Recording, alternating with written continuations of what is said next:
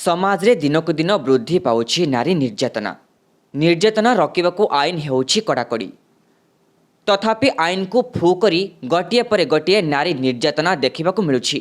एभली सामाजिक व्याधि रोकबाकू पुलिस और फेलोशिप सामाजिक संगठन पक्षरु आरंभ होइछि सचेतनता अभियान।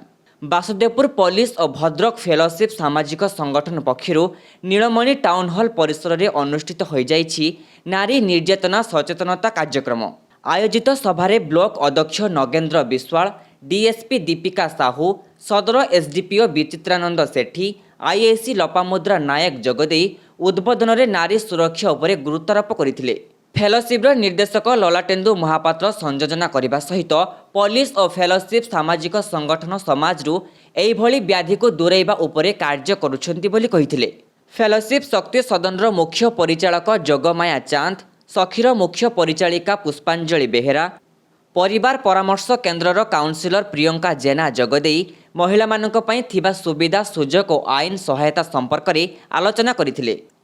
महिला निर्यातना, नाबालिका अपहरण, एसिड आक्रमण, महिला चालाण, बाल्य विवाह, यौतुक निर्यातना उपरे पुलिस सहित मत देणनेण करथिले।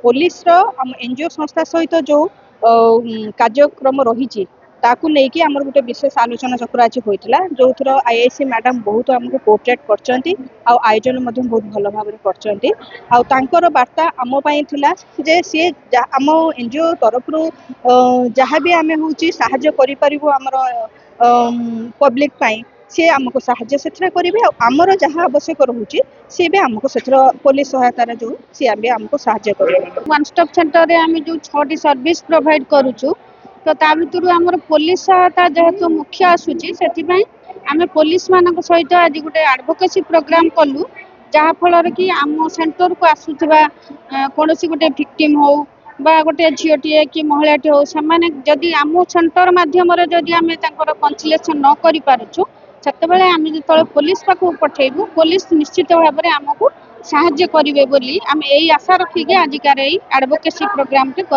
स्थिर कर प्रत्येक 6टा इंटीग्रेटेड पार्ट सब गुड़ाक डायरेक्ट आउ इनडायरेक्ट इंटरकनेक्टेड विथ पुलिस आ भद्रक पुलिस सब बेले से सहित ओडिशा पुलिस कमिटमेंट आमर लोपामुद्रा मैडम जे बासुदेवपुर आईआईसी से तो पूरा कमिटेड ऑफिसर किसी कहीहबनी आम सब बेले से साधारण जनता अच्छू रही यह आमर दृढ़ प्रतिबद्धता।